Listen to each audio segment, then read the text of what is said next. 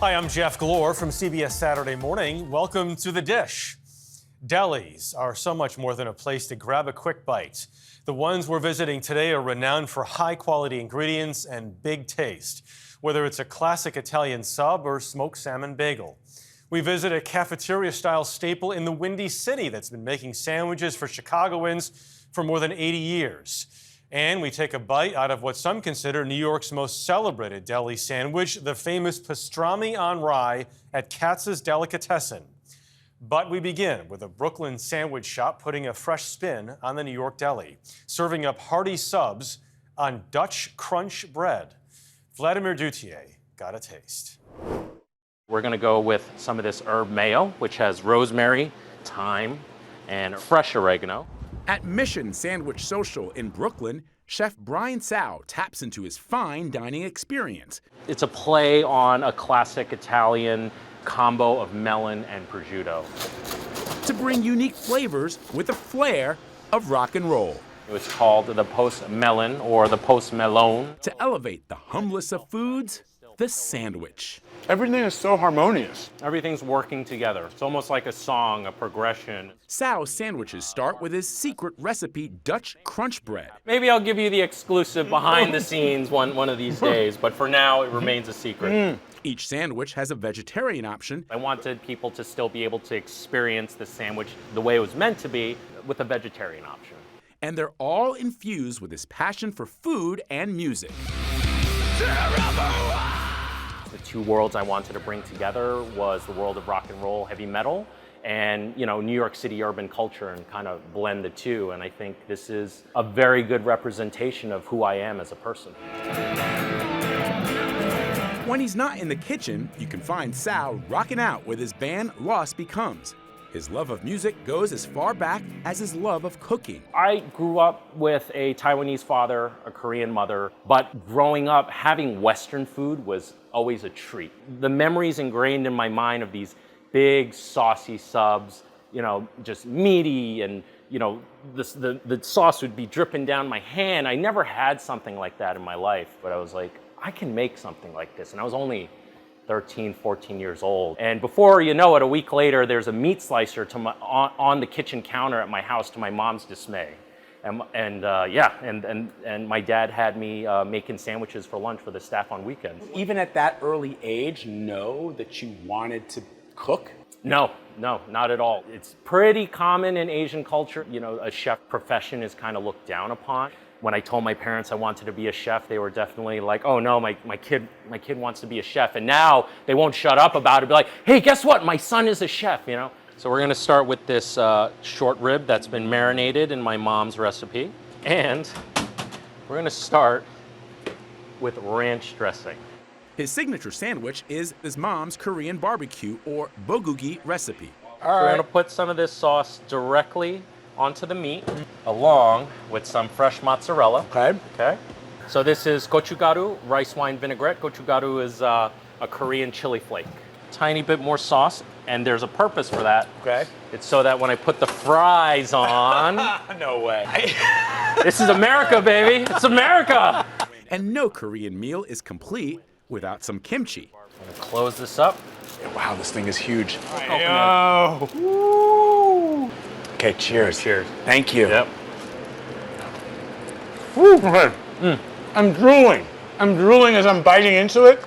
It's never happened to me before, where I'm opening up my mouth to eat something and drool. He hopes to create memories with his sandwiches and hook customers just the way music does.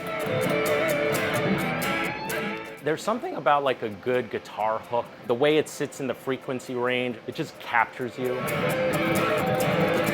Every time I make a sandwich, there's gotta be something about it that hooks you in, where you go, I need to try that. Tsao spent his days building out his restaurant concept and taste testing his menu when many businesses were forced to shutter due to the pandemic. What did it mean to you during the pandemic and subsequent to it to see some of the violence perpetrated against people in the AAPI community? It got me very concerned for my parents, for my wife, for my daughter.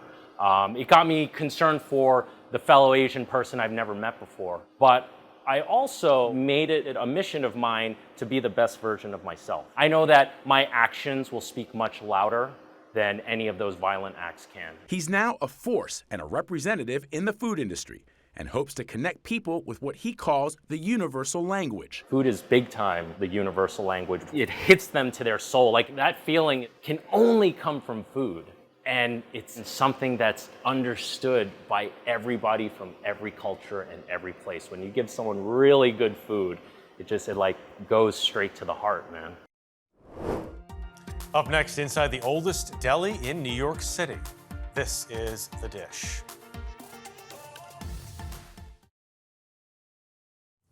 Katz's Delicatessen has been serving up its quality eats for more than 135 years. Known for its pastrami sandwich on rye, it brings in customers from all around the world. Anthony Mason headed to the Lower East Side of Manhattan to visit this institution, as first seen on CBS Sunday Morning. For Jim Gaffigan, a trip to Katz's Delicatessen is a cultural outing. Eclectic nature. I know we're going to a tourist trap, but it's still very New York. The comedian and actor routinely takes his kids to this New York institution. What's your favorite thing to get here? Well, you got to get the pastrami, right? Today, the superhero on his hip is his 2-year-old son, Michael. He doesn't say it verbally, but he gives me a look like, I want to go and have a pastrami sandwich. Some dads take their kids to museums. I take my kids to Katz's Deli. This whole segment's brought to you by Lipitor. Bonding over pastrami and fries has become a family tradition. One day he'll grow up and he'll say, my dad would take me to Katz's Deli. And sometimes he would even let me have a bite of a sandwich. That's how Katz's has endured. In this city where fashions change all the time, why is this place still here? Well, we don't change. Alan Dell and his son Jake are the 5th generation of owners. The Dell family bought the deli from Katz's descendants in 1988. Everything you're eating, we make on the premises. The pickles we do in the back, the mustard. Opened on New York's Lower East Side in 1888, Katz's Jewish immigrant founders brought their recipes for cured beef from Eastern Europe. Is there an art to making a good sandwich? It's an art form. It's definitely not a science. Every piece of meat is different. Every piece of meat is delicate. Kind of got to treat it like you would a baby. Has Katz's ever advertised? No. You don't need to. No. Well, it's all word of mouth. Yes! Yes! It was in Katz's, where Harry met Sally in the 1989 film and had their famously orgasmic meal. Katz's name isn't even mentioned in the movie, but word got around. I'll have what she's having. Oh yeah. 20 couples from the comedy group Improv Everywhere slipped into Katz's and recreated the movie scene.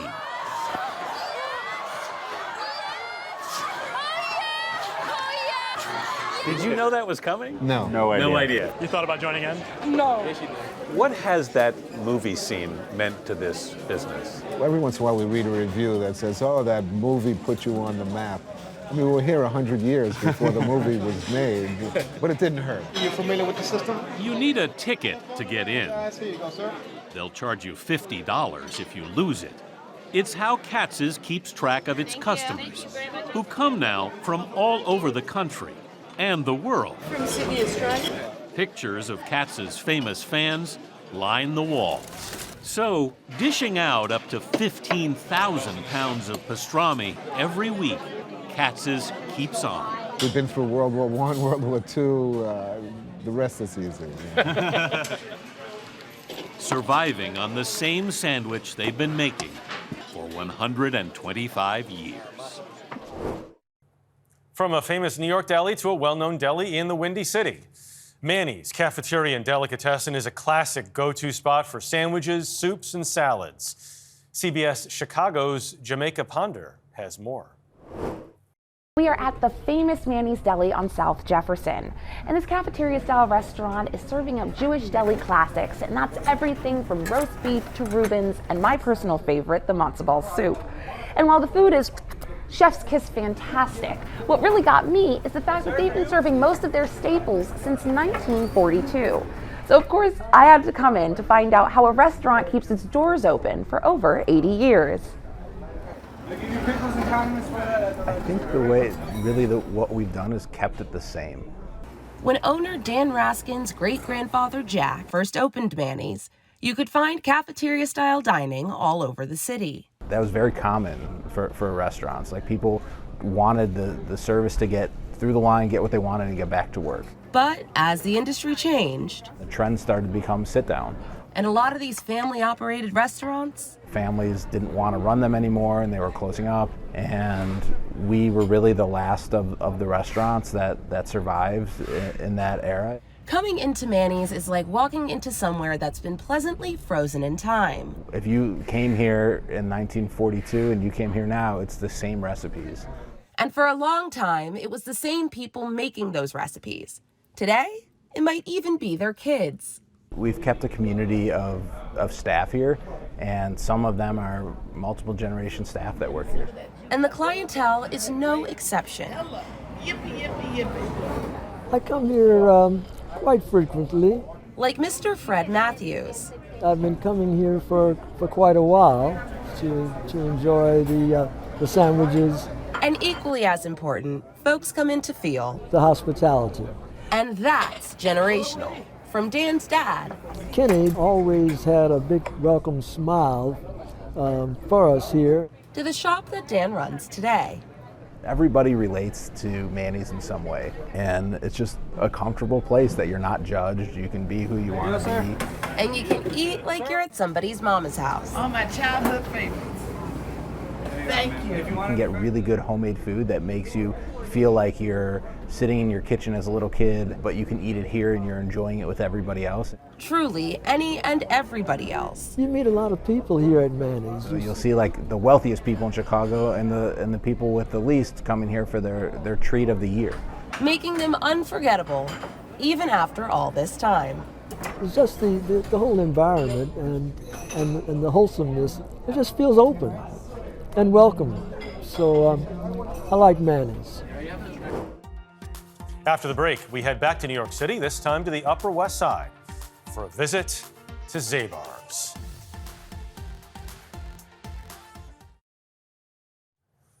Zabar's opened its doors in 1934 on New York City's Upper West Side.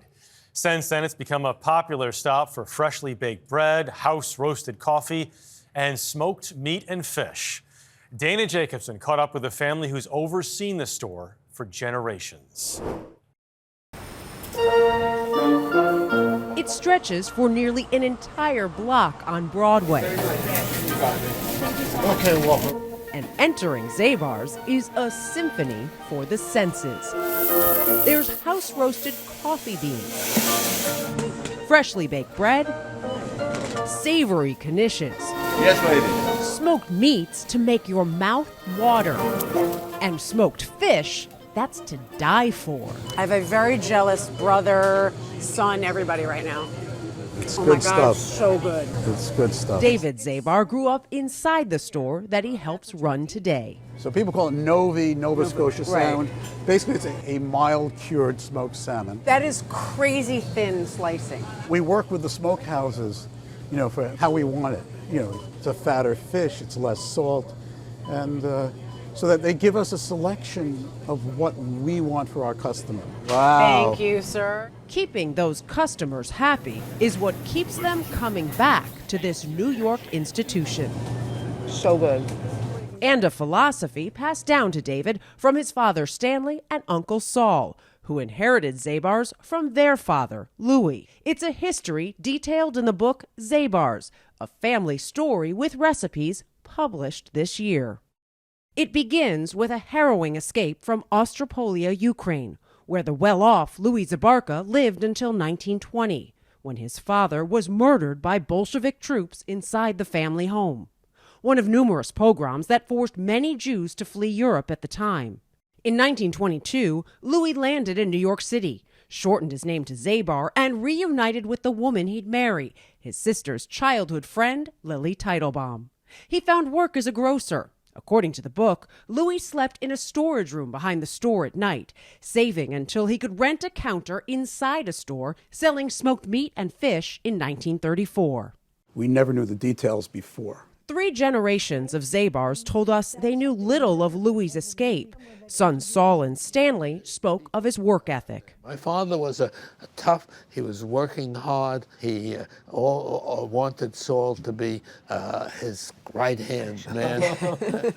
And Saul didn't want anything until he died. We were at odds until he died because he was demanding of me things that I didn't want to be.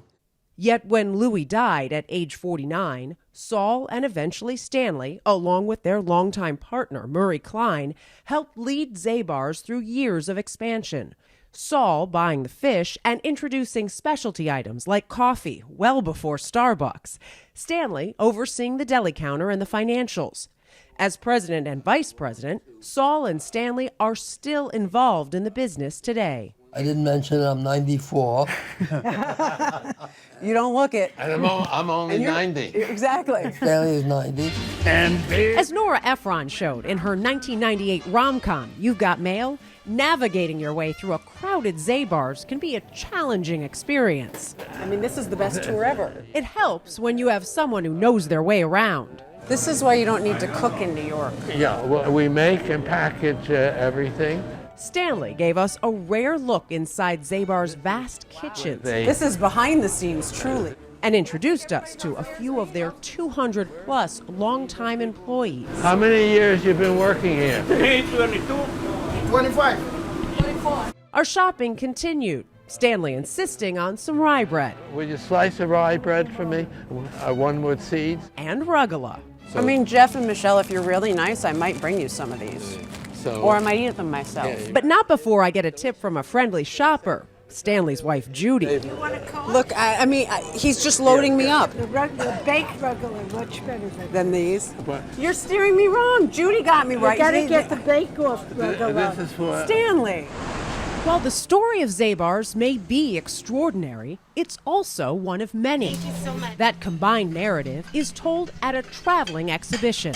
Welcome to I'll Have What She's Having, the Jewish Deli. Jesse Kornberg is the CEO of the Skirball Cultural Center in Los Angeles, where it originated. This is footage from 1900, and this is from the Lower East Side of New York. And when you think of deli food, you are talking about the flavor of preserving food in the street. These are the Hebrew letters that spell kosher in Yiddish. Right. Slowly, over time, Kasher varnishkas, chopped liver. What would be considered deli began to change. You know, salmon is not native to Poland. The last on a bagel was not happening there. This is a thoroughly American story. Okay. By the mid-century, Jewish delis could be found throughout the country, catering to new customers. This is the moment where that slice of Swiss cheese goes on a Reuben sandwich. Because somebody's tasting it and they're not keeping kosher Right? and they want it. Deli so mainstream, the Pop Culture on Rye section highlights some of the many times it's been center stage in TV and film, including the iconic scene which gave the exhibit its title. Yes! Oh, God. I'll have what she's having. It works if you know the reference, and it still works if you're not familiar, because I definitely want to have some of what you're having. Right, exactly. Yeah. Curators Kate Thurston and Laura Mart got the idea for the exhibition over a nosh like this. We met at the museum's cafe, which was transformed into Judy's Deli. It's really interesting to consider where this food came from and how it connects us to history and heritage, whether that's our heritage or the heritage of other groups that we share this country with. It's a connection found in the Zabar's family story, written by Stanley and Judy's daughter, Lori. She passed away 3 months before the book was published. Her daughter, Marguerite Mariscal, reflected on her mom's inspiration. She really wanted to create something that we could all look back on and do it at a time when we still had these two, incredible men running the store. At the end of her book, Lori writes, a century after my grandparents immigrated to America, their legacy continues. I like to say that Zabar's is the longest running show on Broadway. Zabar's is New York royalty now. We don't feel that way. No, we do have quality, but it's some kind of nostalgia. It's also a piece of New York. This space is precious. You know, people say you're a custodian of the tabernacle. Like, we are guardians of a sacred space. And I hope we all maintain our commitment to keep it that way. For more stories like these and live coverage of breaking news 24/7, stream us right here on CBS News. I'm Jeff Glor. We'll see you next time for another helping of The Dish.